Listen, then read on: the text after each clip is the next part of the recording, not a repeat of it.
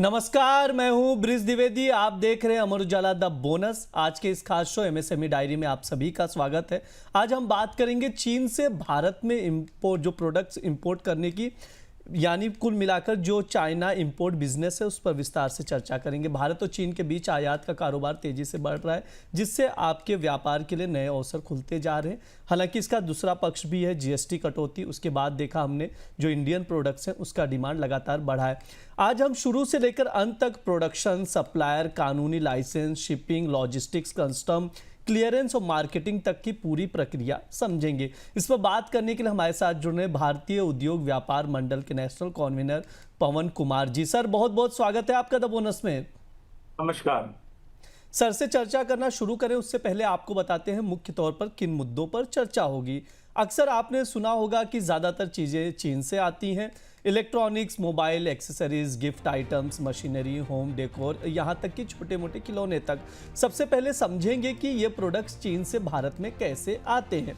इसके बाद बात होगी डॉक्यूमेंट्स की, लाइसेंस की, कि कौन कौन सी चीज़ें और कौन कौन से डॉक्यूमेंट्स चाहिए होते हैं इसके लिए।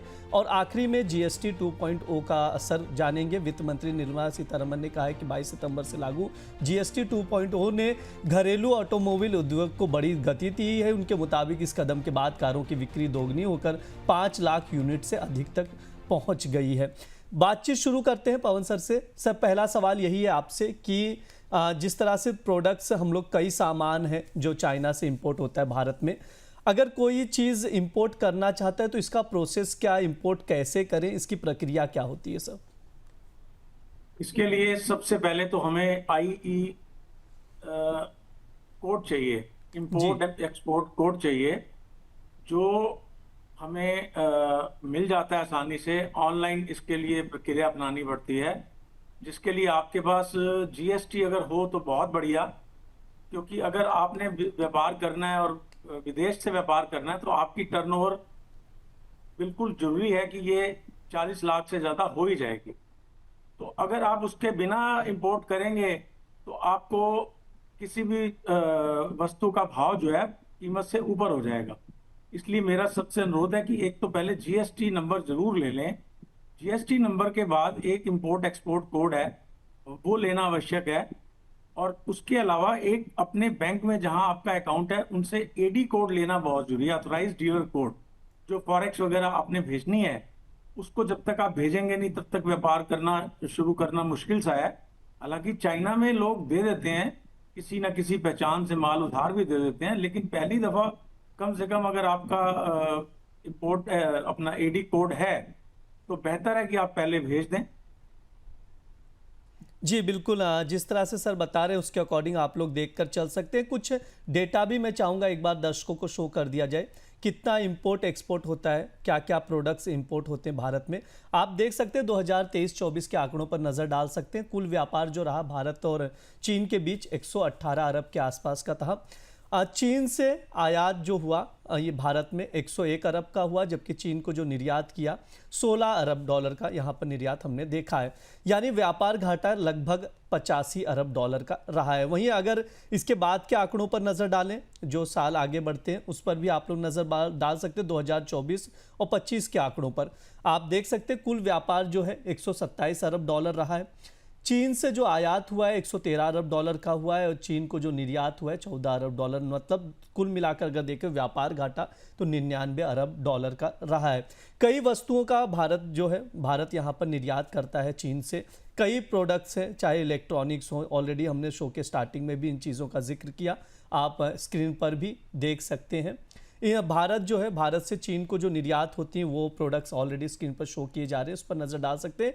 इसके अलावा जो भारत को आयात होते हैं चीन से, उसकी भी ऑलरेडी ग्राफिक शो किया जा रहा है, उस पर आप लोग देख सकते हैं। स्मार्टफोन एक्सेसरीज है, एनर्जी प्रोडक्ट्स है, मोबाइल, लैपटॉप, चिप्स, तमाम चीज़ें हैं। तो सर से वही चीज़ समझ रहे थे, क्या कुछ प्रोसेस है, ऑलरेडी सर ने बताया। कई तरह के सवाल हैं, एक करके सर से डिस्कस भी करेंगे। सर, एक चीज़ और समझना चाहेंगे आपसे, क्या चीन से इंपोर्ट करने के लिए कोई लाइसेंस या रजिस्ट्रेशन करना ज़रूरी होता है क्या? सिर्फ इंपोर्ट एंड एक्सपोर्ट लाइसेंस जो मिलता है गवर्नमेंट से वही आवश्यक है। जैसे बाकी कंट्रीज के लिए है वैसे यहाँ के लिए भी है। अलग से कोई ऐसा अनापत्ति पत्र वगैरह नहीं लेना होता। सिस्टम बिल्कुल सिंपल है। और चाइना बड़ा फ्रेंडली कंट्री है। वहाँ के लोग जो हैं इंडियंस को बहुत पसंद करते हैं। इंडियंस को व्यापार करने में वो बड़े कंफर्टेबल है। ओके सर, एक इसके चीज़ अलावा और। और जी सर। जी जी बिल्कुल जी आप कंटिन्यू। सर एक चीज़ और समझना चाहेंगे, ऐसे कौन कौन से प्रोडक्ट्स हैं जो भारत में इंपोर्ट के लिए सबसे ज़्यादा डिमांड में है?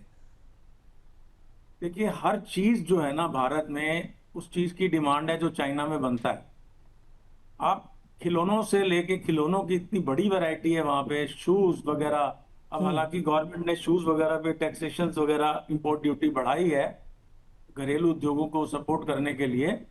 और मोबाइल की एसेसरीज बहुत आ रही है, कॉस्मेटिक बहुत आ रहा है, मशीनरी और अपना जो ये हार्डवेयर वगैरह जितने भी हैं, सारी चीजें सब आ रही।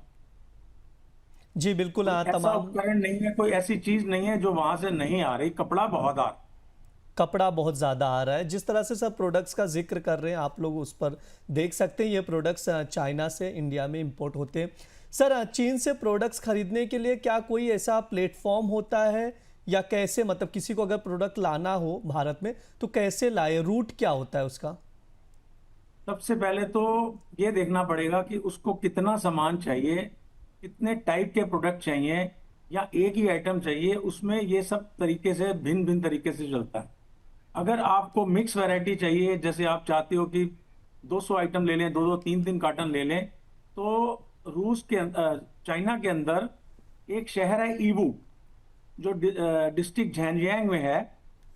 बीजिंग से तो नहीं, शंघाई से वो 300 किलोमीटर दूर है।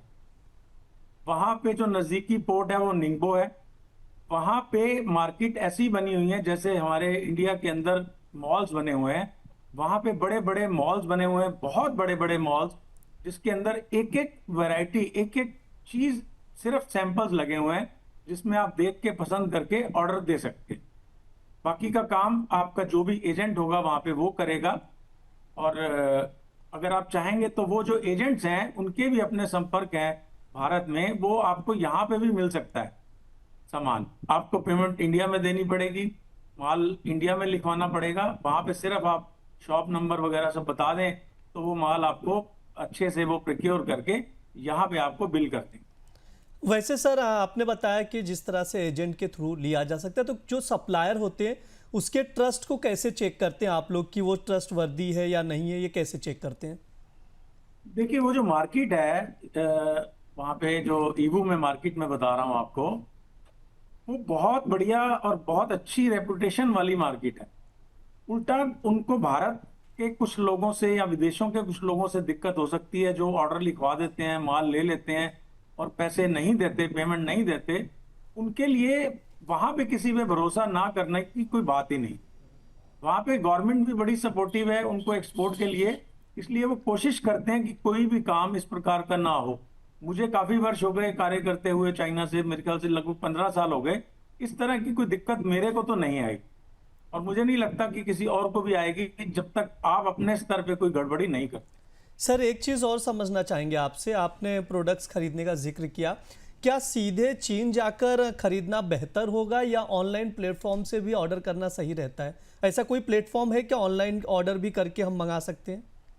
तो 3-4 प्लेटफॉर्म है जिसमें जी। अलीबाबा प्रमुख है। लेकिन पहली बार अगर आपने प्रोडक्ट्स थोड़े थोड़े लेने हैं, बहुत सारी वैरायटी लेनी है, जैसे आपको खिलौने भी लेने हैं, शो की आइटम भी लेनी है, और दूसरी चीजें भी चाहिए, इलेक्ट्रिक भी चाहिए, तो आपको ईवू जाना ही बेहतर होगा। उसमें आप अपने जो वहां का एजेंट है उसको सारी आइटम लिखवा देंगे, उसको इंडिया से डीटी करवा देंगे कि इनिशली, तो वो आपका माल प्रोक्योर करके आपको इंडिया भेज देगा। और यहाँ पे आप अपना CHA एक हायर करके उससे माल छुड़वा सकते हैं। सर यहाँ पर जैसे इंडिया में जब हम लोग को कोई प्रोडक्ट खरीदना होता है तो आमतौर पर ये होता है कि हम लोग सैंपल ऑर्डर या सैंपल चेक करते हैं। तो अगर चाइना से कोई प्रोडक्ट लाना है, वहाँ पर आप नहीं जा रहे हैं, तो उसका सैंपल ऑर्डर करने की क्या प्रक्रिया होगी, कैसे आप लोग चेक करते हैं इसको? उसके लिए आप बाई एयर मंगवा सकते हैं। अगर आपको थोड़ा सा कुछ सामान चाहिए, बाई एयर से भी बहुत अच्छा काम होता है। रोज का बहुत काम होता है, बाई एयर से भी बहुत ज्यादा शिपमेंट आती हैं, तो उसमें बाई एयर भी कर सकते हैं। डाक से भी आ जाते हैं। अगर सैंपल आप उनको लगेगा कि आप सीरियस बायर हैं, तो वो आपको डाक में बिना बिना पैसे के भी दे सकते हैं सैंपल। कोई बड़ी बात नहीं है उसमें। सर थोड़ा पेमेंट मोड पर भी बातचीत कर लेते हैं, क्योंकि कई लोगों को पता ही नहीं होता पेमेंट कैसे करें। जैसे चीन को पेमेंट भेजने के लिए पहले सर बता दीजिए कौन कौन से सेफ मोड्स हैं, कैसे पे करते हैं आप लोग और क्या क्या तरीके हैं पेमेंट के। पेमेंट का एक ही मोड है, टीटी, टेलीग्राफिक ट्रांसफर, जो है बैंक से होती है। इसीलिए मैंने पहले जिक्र किया था कि बैंक का एडी कोड जरूर चाहिए। बैंक का एडी कोड कोई समस्या नहीं है, सिर्फ आप अपने बैंक को लिख कर देंगे कि हमें इस पोर्ट पे सामान क्लियर कराना है, हमें एक एडी कोड चाहिए, आपने बैंक का दे दीजिए। एडी कोड एक बैंक का एक ही होता है, एक ब्रांच का एक ही होता है। कुछ बैंक हैं जिनका पूरी ब्रांच, पूरी दिल्ली का एक ही एडी कोड होगा, लेकिन वो सिर्फ उसमें एक लेटर लिख के दे देते हैं उसके नाम, कस्टम के नाम, कि भाई हम ये इनको ऑथराइज कर रहे हैं, ये हमारे थ्रू पेमेंट भेजेंगे। तो टीटी करवाना ही बेहतर है। आप एडवांस भी भेज सकते हैं और आप जो अगेंस्ट बिल ऑफ एंट्री जब आपका माल आ जाता है तब भी भेज सकते हैं। सर एक चीज़ और इसमें समझना चाहेंगे, जो पेमेंट को लेकर बातचीत हो रही है, क्या डायरेक्ट बैंक में ट्रांसफर होता है या फिर किसी एजेंट की भी मदद लेनी पड़ती है? नहीं नहीं नहीं, लेनी पड़ती? इसमें डायरेक्ट बैंक में ट्रांसफर होता है। बीच में इंटरमीडिएटरी बैंक्स होते हैं, जैसे यूएस डॉलर्स में ही काम हो रहा है अभी तक। हालांकि बैंक्स काफी जोर डाल रहे हैं इस टाइम कि आप सीएनवाई में उनकी आरएमबी जो करेंसी है चाइना की, उसमें इंपोर्ट करें। तो थोड़ा सा उस तरफ भी हम काफी लोगों को कह रहे हैं कि उस तरफ ध्यान दें, पर थोड़ी सी उसकी प्रक्रिया अभी स्लो है। जैसे ही ठीक होगी तो सीएनवाई में भी व्यापार होना शुरू हो जाएगा। सर थोड़ा सा शिपमेंट की ओर भी चलते हैं। शिपिंग का तरीका, जैसे छोटे व्यापारी भी होते हैं, बड़े व्यापारी होते हैं, तो कौन सा रूट बेस्ट रहता है उनके लिए? एयर के थ्रू रूट बेस्ट पड़ेगा या सी रूट, या फिर जैसे सड़कों के दौरान जैसा भी तमाम रास्ते हैं, सुरक्षित रास्ते, कौन सा सबसे सेफ है? किसमें ज़्यादा बेनिफिट है? सर शिपिंग रूट को लेकर क्या सजेशन रहेंगे आपके और कैसे आप देख रहे हैं इसको? देखिए, दोनों के अलग अलग महत्व हैं, अलग अलग फायदे हैं, अलग अलग नुकसान हैं। अगर आप शिप के थ्रू माल मंगवाते हैं कंटेनर भरकर, तो उसमें आने में 20 दिन तो बॉम्बे आने में लग जाता है। उसके बाद वो रेल आउट होता है, रेल आउट होके दिल्ली या दिल्ली के आसपास के कितने पोर्ट हैं जहाँ पे आप माल क्लियर करा सकते हैं, वहां तक आने में कुछ समय लगता है। फिर उसके बाद आप बिल ऑफ एंट्री फाइल करते हैं और सारी प्रक्रिया चलती है, फिर आपका माल रिलीज होता है। इसमें लगभग 1.5 महीना कम से कम लग जाता है। लेकिन अगर आप बाई एयर मंगवाएंगे तो उसकी कॉस्टिंग आपको ज्यादा पड़ेगी। उस कॉस्टिंग के ज्यादा पड़ने से आपको माल तो जल्दी मिल जाएगा, लेकिन कॉस्टिंग आप मार्केट में compete नहीं कर पाएंगे। जी बिल्कुल। सर थोड़ा सा जिन आइटम जी का, जैसे आजकल मोबाइल एक्सेसरीज की बड़ी अच्छी मार्केट है, उन मार्केट्स का सामान बाई ईयर ज्यादा आता है, क्योंकि 15 दिन के अंदर, 10 दिन के अंदर तो मॉडल चेंज हो जाते हैं। मोबाइल का नया फोन आया तो उसके मॉडल चेंज हो गए, तो इसलिए वो बाई ईयर वगैरह ज्यादा लाते हैं। आर्टिफिशियल ज्वेलरी लाते हैं, इस तरह की चीजें बहुत सारी आती हैं। लेकिन अगर आपने ज्यादा माल लेना है तो वो बाई शिप ही आए। जी बिल्कुल, बाय शिप बेटर है अगर ज़्यादा प्रोडक्ट लेना है, ज़्यादा माल लेना है, ये सर की राय है, तो इसको आप लोग ध्यान में रखकर चलते थे। ओवरऑल सर ने हमने पेमेंट की भी बातचीत कर ली, पेमेंट मोड की, ट्रांसपोर्टेशन की भी बात कर ली। सर भारत में जब वो प्रोडक्ट आ जाता है तो कस्टम क्लियरेंस की प्रक्रिया कैसी होती है? क्या कोई स्पेशल है, अलग से है चाइना के लिए, या आमतौर पर सभी देशों के लिए एक जैसा ही होता है? सभी देशों के लिए एक ही प्रोसेस है। चाइना से भी जब आप मंगाते हैं तो आप अपने एक सीएचए को अपॉइंट करते हैं, क्लियरिंग हाउस एजेंट, जो आपके बिहाफ पे आपका इनवॉइस लेकर, उस आपकी बीएल लेकर उसको कस्टम में सबमिट करता है उनके स्पेसिफाइड फॉर्मेट के अंदर। उसको ये भी मालूम होता है कि किस चीज का रेट जो है वो क्या है, किस चीज का रेट कम है, किस चीज का रेट ज्यादा है। वो जिसमें आपका रेट कम है तो वो आपको बताएगा कि ये रेट कम क्यों है। आप अगर उसको कोई स्पेसिफिक रीजन दे देंगे कि भाई मैंने लॉट में खरीदा है या मैंने वैसे ही खरीदा है, बल्क में खरीदा है, तो बात अलग है। नहीं तो वो आपको बिल्कुल राय नहीं देगा कि आप इसको कम रेट पर कस्टम में प्रोड्यूस। सर जब पोर्ट पर आ जाता है प्रोडक्ट भारत में, तो कोई डॉक्यूमेंट्स भी अलग से दिखाने होते हैं, ऐसा कुछ प्रोसेस है?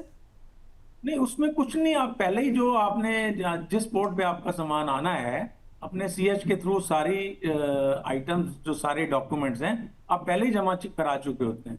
तो वो जब ऑनलाइन उसको सबमिट करता है आपसे सारे डॉक्यूमेंट्स लेके, शिपमेंट के भी जब करता है, बिल ऑफ एंट्री लगती है, एक एजीएम लगता है, सब करने के बाद जब आपका सामान आ जाता है तो आपको सब ऑनलाइन ही पता लगता रहता है। बहुत सरल हो चुका है। पिछले 5 सालों में तो बहुत ज्यादा सरल हुआ है इंपोर्ट का या एक्सपोर्ट का काम। पहले थोड़ा मुश्किल था। अब नए नए उन्होंने अपने सॉफ्टवेयर वगैरह अपडेट कर दिए हैं, तो आसानी से काम सारे हो जाते हैं। सर एक चीज़ आपसे समझना चाहूँगा, आप इतने समय से इस कारोबार में भी हैं, आप सामान भी मंगवाते हैं। जब कोई नया कारोबारी नया आता है इसमें और चाइना से सामान मंगाता है, तो क्या अक्सर गलतियां करता है? आप क्या सजेशन करना देना चाहेंगे यहाँ पर कि वो गलती ना करे वो? सजेशन मैं सबसे बड़ी यही दूंगा कि वो अंडर बिलिंग ना करे। अंडर बिलिंग करने से उसको बहुत दिक्कत आ सकती है, हर डिपार्टमेंट की दिक्कत आ सकती है। इसलिए अंडर बिलिंग ना करके ईमानदारी से कम पैसा कमाए और इंपोर्ट करे। जितनी वैल्यू का माल है उतनी ही वैल्यू में क्लियर कराए, अन्यथा उसको कई संभावनाएं, कई डिपार्टमेंट्स की आंखों में वो खटक सकता है। इसलिए मेरा ये अनुरोध है सब व्यापारियों से कि वो अंडर बिलिंग जैसा कार्य ना करें। सर एक चीज़ और आपसे समझना चाहेंगे, एक आखिरी सवाल है कि जब कोई छोटा व्यापारी व्यापार करना चाह रहा है तो कौन से प्रोडक्ट्स में ज़्यादा मुनाफा मिल सकता है, किस पर उन्हें ध्यान देने की ज़रूरत है? जैसे भारतीय बाजार को भी आप देख रहे हैं, चाइना से जो प्रोडक्ट्स आता है उसको भी देख रहे हैं, किन प्रोडक्ट्स पर वो फोकस करके चल सकता है? कौन से ऐसे प्रोडक्ट्स हैं जो मुनाफा वाले हो सकते हैं सर उसके लिए? एक जी सबसे कठिन सवाल है ये, कि इसका जवाब देना मुश्किल है। मेरे पास बहुत जानकार मेरे आते हैं कि आप राय दो कि कौन सा माल मंगाएं। हम उनको सिर्फ यही राय देते हैं कि जो आपके पास जिसका बायर अवेलेबल है, जिस चीज को आप अच्छे से बेच सकते हो, उसके बारे में सर्च करो और वो मंगवाओ। आप मेरे कहने से मंगाओगे, हो सकता है कि बाजार में कंपटीशन में आप ना बेच पाओ। बेहतर है आप कस्टमर्स देखो जो जिनको आप माल बेच सकते हो, और उसके हिसाब से आप माल मंगवाओ। क्योंकि चाइना में तो भरपूर आइटमें हैं, इतनी आइटमें हैं कि मैं बता नहीं सकता। अगर आप एक मार्केट में ईवू में चले जाते हैं ना, तो ईवू में एक मार्केट के अंदर कम से कम एक मॉल के अंदर 200-300 दुकान है। वहां पे 4-4 तरीके की आइटम्स पड़े हैं, सबके सैंपल्स पड़े हैं, आपको दिखा रहे हैं, आपसे ऑर्डर लिख रहे हैं। तो ये वाला इस सवाल का जवाब देना बहुत मुश्किल है और अनुचित भी है। क्योंकि अगर आपके पास बायर है, किसी चीज का ग्राहक है, तो आप वो चीज लाएं। अगर आप लाएंगे, उसको महंगा पड़ेगा तो वो आपको बता देगा भाई ये महंगा है, मैं नहीं ले सकता, तो अगली बार आपको अपने आप एक रास्ता मिलेगा। ये वो काम है जो इंसान को खुद ही करना। जी बिल्कुल। सर आपने तमाम चीज़ें जिक्र किया, जैसे चाइना से इंपोर्ट करना और भारत में बेचना, और जो समय सीमा है, रूट के थ्रू पेमेंट, तमाम मोड है, तमाम चीज़ें एक एक स्टेप्स हैं। मैं चाहूँगा एक बार शॉर्ट में एक एक स्टेप बता दीजिए आप, और इसके अलावा ये बता दीजिए इसमें कितना समय और कितना खर्च लागत लग सकता है? लागत के बारे में मैं पहले बताता हूं कि सबसे पहले आपको क्या आइटम लानी है। वो लागत आपको खुद पता होगी कि आप क्या आइटम मंगाना चाह रहे हैं और कितनी मंगाना चाह रहे हैं। ये सारा डिपेंड करता है आपके ऊपर ही। लेकिन अगर आप एक कंटेनर कोई मिक्स सामान का लाना चाहते हैं तो 30 लाख, 25 लाख, 35 लाख में आपका सारा सामान आ सकता है। उसके बाद फ्रेट वगैरह जो है वहीं देना है या आपने इंडिया में देना है, वो भी हो सकता है। इसके अलावा सबसे इंपॉर्टेंट चीज़ है, इंपोर्ट ड्यूटी आपको यहाँ आकर देनी है। जब आपका डॉक्यूमेंट असेस हो गया, कस्टम ने आपका जो प्रपोज्ड वैल्यू है वो मान ली, या कस्टम ने कहा कि नहीं ये अनुचित है, हम इसको इतने पे क्लियर करेंगे, तो जो एनहेंस वैल्यू है अगर आप वो ड्यूटी दे देते हैं, तो उसके बाद कस्टम उसको चेक करता है। वो भी डिपेंड करता है, 10% से लेके 100% तक माल वो चेक कर सकता है, करता है, उनका अधिकार है, और अच्छी प्रैक्टिस के लिए करना जरूरी भी है। तो उसमें इस तरह से ये कहना कि कितना पैसा चाहिए बहुत कठिन है। लेकिन कोई भी कम से कम 20-25 लाख रुपए में बड़े अच्छे से काम कर सकता है, इसमें कोई दिक्कत नहीं। बट अगर कोई महंगी आइटम लेनी है तो उसके लिए तो बहुत मुश्किल है। जी बिल्कुल। जो तमाम चीज़ें सर बता रहे हैं, जो कॉस्ट और चीज़ें, उस पर आप लोग नज़र बनाकर चल सकते हैं, क्योंकि ये सर कुछ सवाल आम सवाल थे जो नए व्यापारी इस चीज़ में उतरना चाह रहे, नई चीज़ें समझना चाह रहे, इसलिए हमने जानबूझकर ये शो, स्पेशल शो रखा एमएसएमई का, जिस पर आपसे बातचीत की, चर्चा की और चीज़ों को समझा कि स्टेप्स क्या होते हैं, कैसे स्टेप्स एक एक करके रखा जाए, क्या कॉस्ट जा सकती है, रूट कौन सा बेस्ट रहेगा, पेमेंट मोड कौन सा बेस्ट रहेगा। जिस तरह से सर आपने बताया, इतना सरल भाषा में आराम से चीज़ों को समझाया, उसके लिए बहुत बहुत शुक्रिया सर। आगे भी हम सर अलग अलग शोज़ करते हैं एमएसएमई का, तो हम चाहेंगे उसमें भी आप जुड़िए, आपसे बातचीत की जाएगी, विस्तार से चीज़ों को समझा जाएगा। आज के लिए बहुत बहुत धन्यवाद सर। धन्यवाद, नमस्कार। अब हम थोड़ा जीएसटी अपडेट्स की ओर चलते हैं।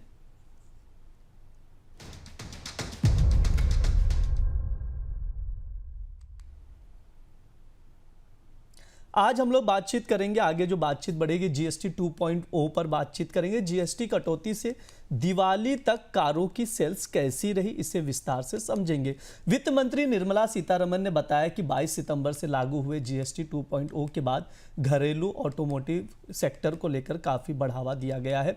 इसका असर यह हुआ है कि कारों की सेल्स जो है दुगनी होकर 5 लाख यूनिट्स तक पहुंच गई है। सोशल मीडिया प्लेटफॉर्म एक्स पर एक पोस्ट में केंद्रीय वित्त मंत्री ने कहा है कि बाजार से जुड़े जानकारों का कहना है कि 22 सितंबर से जीएसटी की नई दरें लागू होने के बाद से दीपावली तक पूरी व्हीकल इंडस्ट्री की रिटेल सेल्स 6.50 लाख से 7 लाख यूनिट के बीच रही है। उन्होंने सोशल मीडिया पे जो आर्टिकल्स लिखे उसमें यह भी कहा है कि जीएसटी 2.0 जो 1 महीने पहले लागू हुआ, जिसने मोटर वाहन उद्योगों को महत्वपूर्ण बढ़ावा दिया, जिससे कारों की बिक्री दोगुनी से अधिक बढ़कर 5 लाख इकाई हो गई है।